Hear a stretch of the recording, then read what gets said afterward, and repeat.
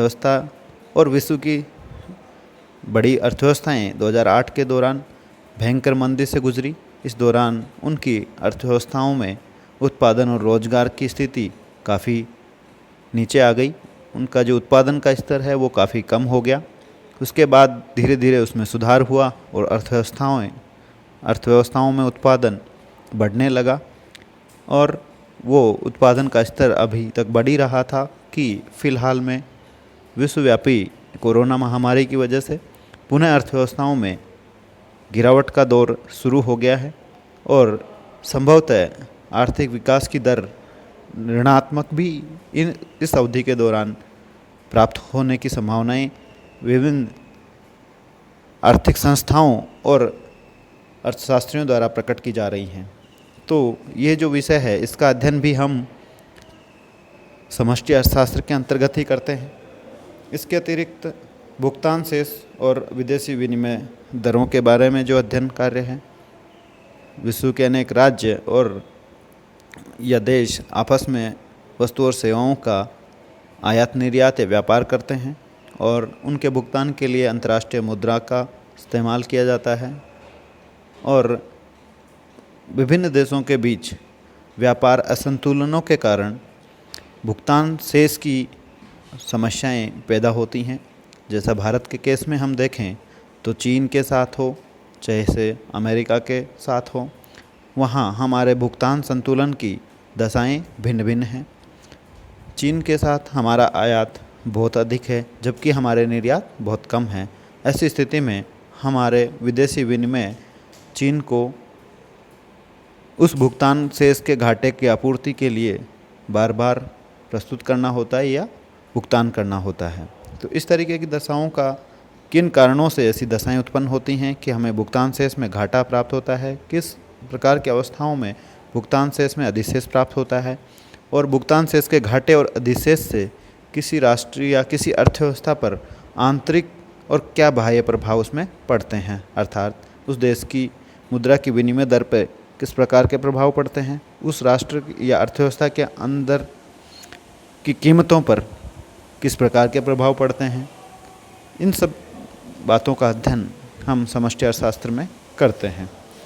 इसके पश्चात आर्थिक विकास का स्तर और उसमें जो बाधाएं हैं उनका निवारण किस तरीके से किया जाए। विश्व के अधिकांश देश यूरोपीय हों या अमेरिकन देश हों वो विकसित अवस्था में पहुंच चुके हैं। वहाँ प्रति व्यक्ति उपभोग का स्तर हो, प्रति व्यक्ति आय का स्तर हो वो बहुत अधिक है। लेकिन अफ्रीका और दक्षिणी या मध्य एशिया के और अरब कंट्रीज़ में लोगों को प्रति व्यक्ति आय और उनकी दैनिक उपभोग की अवस्था या दशाएं जो हैं वो विकसित या विकासशील देशों जैसी हैं। लैटिन अमेरिकी देश हों चाहे से दक्षिण अमेरिकी देश हों, वहाँ पे भी आर्थिक विकास का स्तर यूरोपीय और अमेरिकी देशों के बराबर नहीं है। तो वहाँ किन कारणों से आर्थिक विकास पिछड़ा हुआ है, कौन सी बाधाएं हैं और उन बाधाओं का निवारण किस तरीके से किया जाए, इस हेतु विभिन्न प्रकार के सिद्धांत विभिन्न अर्थशास्त्रियों द्वारा दिए गए हैं और इन सिद्धांतों को किस प्रकार से व्यावहारिक रूप से प्रयोग में लाया जाता है, इन सब बातों का अध्ययन भी हम समष्टि अर्थशास्त्र में करते हैं।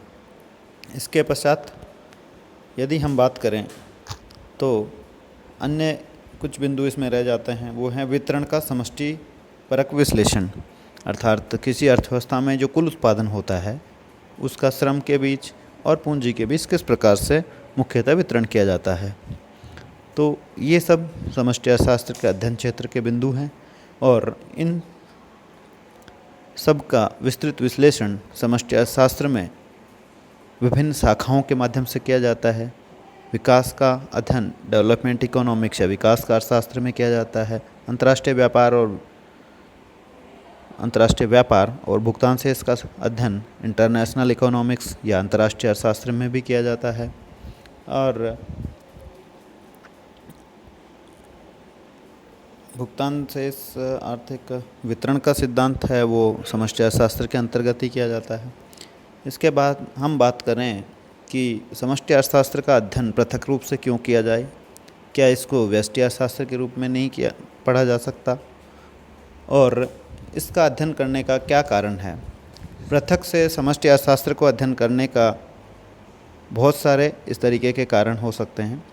उदाहरण के लिए, यदि किसी जंगल को एक समग्र के रूप में देखा जाए और उसकी एक एक पेड़ को देखा जाए, तो उनके जो विशेषताएं निकल के आती हैं वो काफ़ी पृथक होंगी, काफ़ी भिन्न भिन्न होंगी, क्योंकि जंगल अपने आप में एक इकाई के रूप में अलग विशेषताएं प्रदर्शित करता है, लेकिन एक एक पेड़ के रूप में या पौधे के रूप में वहाँ की एक एक इकाई का अध्ययन किया जाए तो उनकी अपनी विशेषताएं हैं, उनकी अपनी विशेषताएं होती हैं जो आपस में काफ़ी भिन्न भिन्न है। इसी प्रकार से यदि अर्थव्यवस्था के अंदर हम देखें तो इसकी आर्थिक इकाइयों की बात करते हैं। जैसे एक व्यक्ति या एक फर्म या एक उपभोक्ता के संदर्भ में जो बातें सही हैं वो संभवतः पूरी अर्थव्यवस्था के लिए सही नहीं हो सकती हैं। इसके बारे में और इस तरीके के जो तथ्य हमने अर्थशास्त्र में पढ़े हैं या जो खोजे गए हैं हमारे अर्थशास्त्रियों के द्वारा, उनको सामान्य भाषा में या अर्थशास्त्र के लिए कहा जाए तो वो समष्टिपरक विरोधाभास या समष्टिवादी आर्थिक विरोधाभास के नाम से जाने जाते हैं। और ऐसे दो विरोधाभास हमारे सामने इसमें उपलब्ध हैं कि पहला जो विरोधाभास है वो है बचत विरोधाभास। एक व्यक्ति के संदर्भ में जब हम बचत की बात करते हैं तो उस व्यक्ति के लिए वो लाभदायक है, हितकर है, लेकिन संपूर्ण अर्थव्यवस्था में अगर पूरी आय को बचत की तरफ ले जाया जाए और उसको निवेश नहीं किया जाए तो उस स्थिति में किसी अर्थव्यवस्था में बचत की अवधि के पश्चात वाली अवधि में उत्पादन शून्य हो जाएगा, कोई उत्पादन नहीं हो पाएगा। लेकिन एक व्यक्ति के संदर्भ में बचत करना उसकी आर्थिक स्थिति के लिए, वित्तीय स्थिति के लिए लाभदायक है और हितकारी है। लेकिन संपूर्ण अर्थव्यवस्था में यदि बचत कर लिया जाना, बचत तेज़ी से बढ़ती है और उसका समय पर निवेश नहीं किया जाता है तो वो किसी अर्थव्यवस्था की राष्ट्रीय आय को या उत्पादन को बढ़ाने के स्थान पर घटाएगा।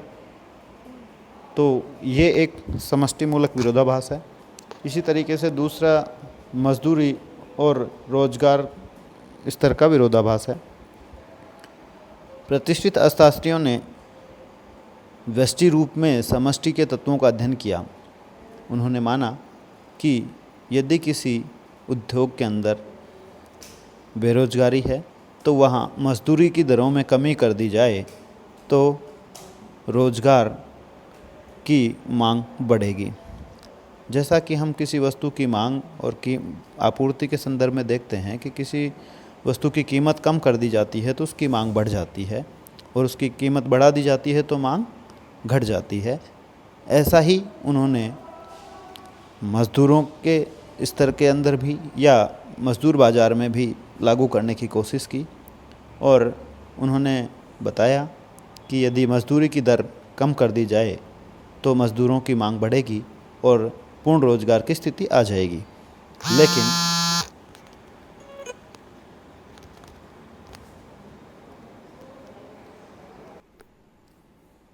लेकिन जब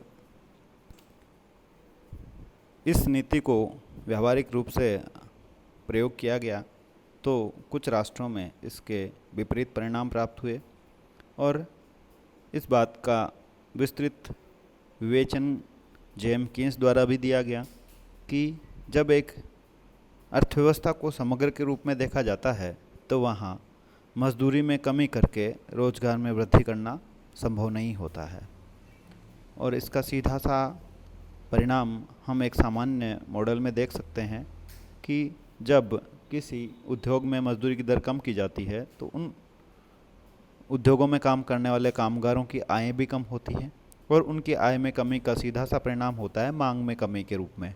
और मांग में कमी की वजह से पुनः उद्योग धंधों में उत्पादन की मात्रा में कमी की जाती है और उससे वो पुनः एक विपरीत वाला चक्र स्टार्ट हो जाता है या शुरू हो जाता है, जिससे अर्थव्यवस्था में संकुचन की प्रक्रिया स्टार्ट हो जाती है। तो इससे अर्थव्यवस्था में बेरोजगारी का जो समस्या है उसको दूर करना मजदूरी में दर में कमी करके संभव नहीं होता है। तो इस तरीके के जो समष्टि मूलक विरोधाभास हैं उनकी वजह से व्यष्टि अर्थशास्त्र के रूप में समष्टि के विषयों का अध्ययन संभव नहीं है, या जो अध्ययन किया जाएगा वो त्रुटिपूर्ण रहेगा। तो इससे स्पष्ट है कि व्यष्टि अर्थशास्त्र से पृथक विषय के रूप में समष्टि अर्थशास्त्र का अध्ययन किया जाना अत्यंत आवश्यक और वांछनीय है। इसके पश्चात हम बात करें कि समष्टि अर्थशास्त्र का महत्व क्या है। तो समष्टि अर्थशास्त्र के बारे में हमने अध्ययन क्षेत्र पर विस्तृत चर्चा की है, और इस चर्चा से यह स्पष्ट हो जाता है कि समष्टि अर्थशास्त्र हमें किसी अर्थव्यवस्था के अंदर कुल उत्पादन की मात्रा, जिसमें समस्त वस्तुओं और सेवाओं के उत्पादन की मात्रा को इंगित करती है। चूँकि किसी अर्थव्यवस्था में उत्पादित वस्तुओं और सेवाओं की मात्रा अंतर्राष्ट्रीय व्यापार की अनुपस्थिति में उस अर्थव्यवस्था में उपभोक्ताओं के उपभोग के लिए और उत्पादनकर्ताओं के उत्पादन में पूंजीगत वस्तुओं की मात्रा को प्रकट करती है। तो वहाँ के लोगों का जीवन स्तर हो, चाहे इससे उत्पादन की टेक्नोलॉजी या प्रविधि का स्तर हो, उसकी जानकारी हमें इससे प्राप्त होती है। इसके पश्चात हम बात करें तो किसी राष्ट्र में आर्थिक समस्याओं का अध्ययन और उनका निवारण किस तरीके से किया जाता है।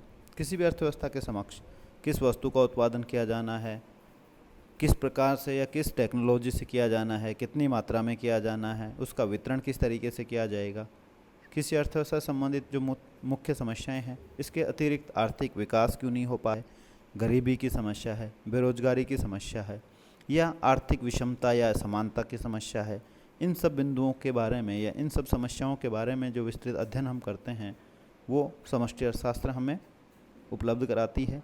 और इसके आधार पे इसके कारणों के इन समस्याओं के कारणों का ज्ञान होने पर उनके निवारक की नीतियां हम बना सकते हैं। इसके पश्चात अगर हम बात करें तो व्यापार चक्रों का ज्ञान हमें समष्टि अर्थशास्त्र प्रदान करता है, और उनके नियंत्रित करने का, चूँकि व्यापार चक्र किसी अर्थव्यवस्था में अवश्यंभावी होते हैं, संभव ये होता है कि उनके आकार को सीमित किया जा सके। तो जैसे ही व्यापार चक्र की एक गतिविधि शुरू होती है तो उस दौरान उसको नियंत्रित करने वाली आर्थिक नीतियाँ सरकार द्वारा अपनाई जाती हैं, और उनसे उसके हानिकारक परिणामों या प्रभावों को सीमित या नियंत्रित करने का प्रयास किया जाता है। इसके अतिरिक्त आर्थिक विकास हो, चाहे आर्थिक स्थिरता हो, और इसको प्राप्त करने के लिए आर्थिक नीतियों का निर्माण समष्टि अर्थशास्त्र के ज्ञान के आधार पर करते हैं, और उनका व्यवहारिक प्रयोग भी किया जाता है। इसके अतिरिक्त अंतर्राष्ट्रीय व्यापार में भुगतान संतुलन की समस्या और मुद्दों का हमें ज्ञान प्राप्त हो जाता है, तो उसके आधार पर हम किसी अर्थव्यवस्था के संबंध में निर्णय ले पाते हैं।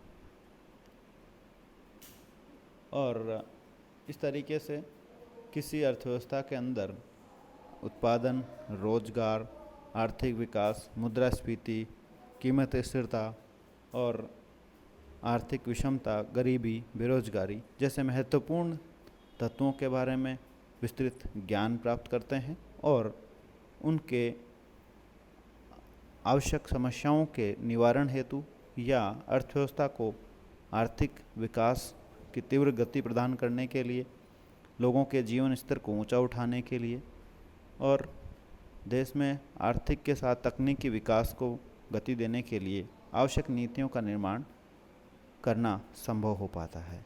तो इस तरीके से समष्टि अर्थशास्त्र किसी भी राष्ट्र की या किसी अर्थव्यवस्था की संपूर्ण प्रगति को सुनिश्चित करने के लिए अत्यंत महत्वपूर्ण है। धन्यवाद।